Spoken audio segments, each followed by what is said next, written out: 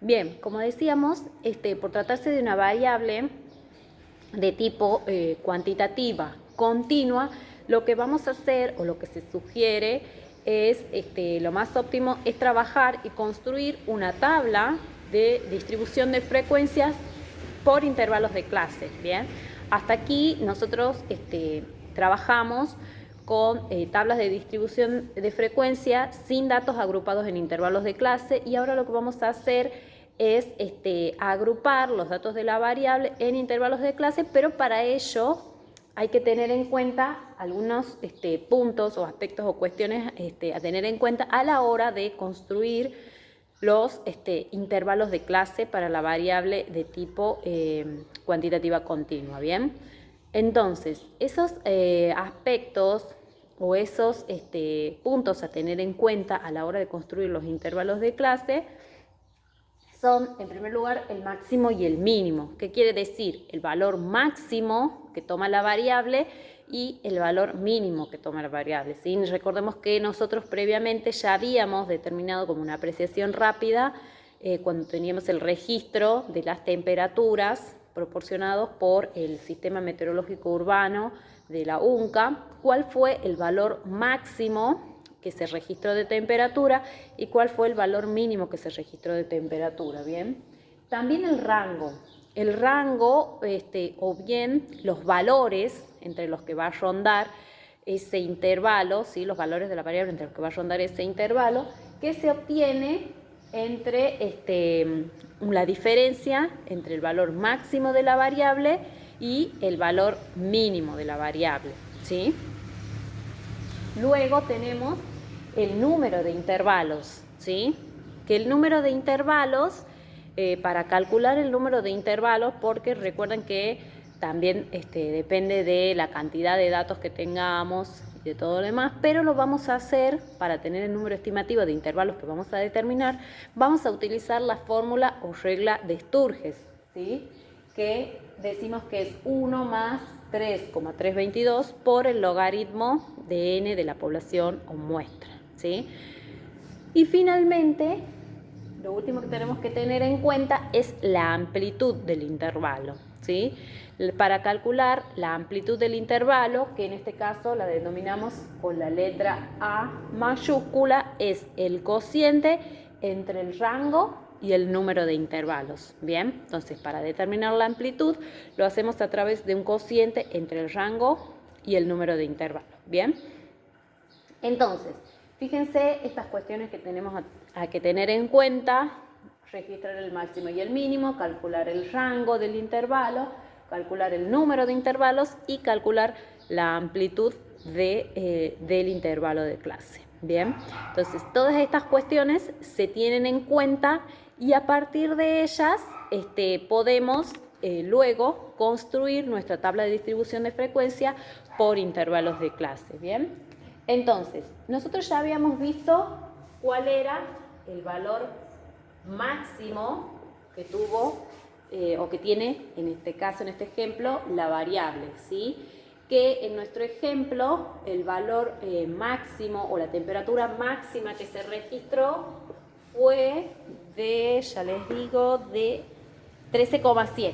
Bien, 13,7 fue el valor máximo que se registró o la temperatura máxima que se registró. Bien, y el valor mínimo, el X mínimo, fue de 0,2, ¿sí? Ahora, fíjense, determinado esto, el valor máximo de la variable y el valor mínimo, estamos en condiciones ya de calcular el rango, ¿sí? Por lo tanto, el rango decimos que se representa con la letra R mayúscula y decimos que es la diferencia entre el valor máximo que toma la variable y el valor mínimo que toma la variable. En nuestro caso sería 13,7 menos 0,2, por lo tanto tendríamos 13,5. Así acabamos de determinar el rango, ¿sí? Que en nuestro ejemplo proporcionado y según los datos registrados de la temperatura, en este caso nuestro rango es de 13,5, ¿sí? Ahora bien, ya tenemos el valor máximo y el mínimo, el rango, y vamos a determinar ahora el número de intervalos, que por lo general el número de intervalos se utiliza para denominarlo con la letra mayúscula K, ¿bien? Y decíamos que vamos a utilizar la fórmula o regla de Sturges, ¿bien? Entonces, para determinar el número de intervalos hacemos 1 más 3,322 por el logaritmo del tamaño de la población o muestra, bien, por lo tanto nos quedaría lo siguiente, 1 más 3,322 por el logaritmo de 24 sería, bien. Recuerden que esto proviene de la cantidad de días donde se hizo el registro de la temperatura por el Sistema Meteorológico Urbano de la UNCA de los días de julio del 2004. Entonces se hizo el registro de 24 días, ¿bien? Si nosotros calculamos esa fórmula, reemplazamos y calculamos, eso nos da un valor de 5,58. Si ustedes hacen el cálculo, les va a dar un valor de 5,58, ¿bien? Entonces, fíjense que no podemos hacer 5,58 números de intervalos, porque no sería posible, ¿bien? Por lo tanto, esto va a ser aproximadamente igual a 6. ¿Qué quiere decir? Que vamos a distinguir 6 intervalos de clase, ¿bien? Fíjense, ya tenemos el rango y ya tenemos el número de intervalos. Por lo tanto, solamente nos faltaría determinar la amplitud del intervalo, ¿bien? Decíamos entonces que lo último que nos faltaba determinar era la amplitud de los intervalos o del intervalo de clase, ¿bien? Que viene dada por el cociente entre el rango, ¿sí? Y el número de intervalos, es decir, el cociente entre R y K, ¿bien? Entonces, simplemente si reemplazamos los valores en este cociente, nos va a quedar que la amplitud es de 13,5 dividido en 5,58. Si realizamos ese cociente, bien, eso nos da que es igual a 2,4. Por lo tanto, nuestros intervalos de clase van a tener una amplitud de 2,4, ¿sí? Ahora sí, ya estamos en cuestiones de empezar a construir los intervalos de clase y la distribución de frecuencias por intervalos de clase. A continuación, bueno, tenemos la tabla de distribución de frecuencias por intervalos de clase para el registro de temperaturas proporcionados por el Sistema Meteorológico Urbano de la Universidad Nacional de Catamarca para los días del mes de julio del año 2004. Ahora bien, nosotros ya habíamos determinado el valor máximo de la variable, el valor mínimo, ¿sí? Así como también el rango, el número de intervalos y la amplitud de los mismos, ¿bien? Entonces, fíjense, para el límite inferior del primer intervalo, lo que hacemos es considerar el valor mínimo de la variable, que en este caso fue una temperatura de 0,2 grados, ¿bien? Para obtener el límite superior de ese intervalo, lo que hacemos es al límite inferior o al valor mínimo, ¿sí? Sumarle lo que sería la amplitud, es decir, 2,4. 0,2 más 2,4 es 2,6. Entonces ahí fíjense cómo tenemos nuestro primer intervalo, ¿bien? De 0,2 a 2,6.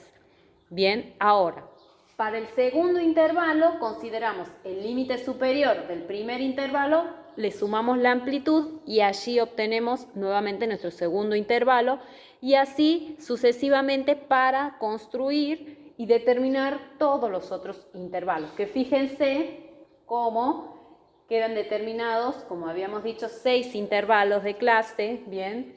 Donde el valor mínimo es de 0,2 y el valor máximo es de, en este caso, 14,6. ¿Bien? ¿Por qué? Porque vamos sumando la amplitud a cada uno de ellos y fíjense que dentro de este intervalo, de este último intervalo, estaría incluido nuestra temperatura máxima que se registró, que fue de 13,7 grados de temperatura, ¿sí?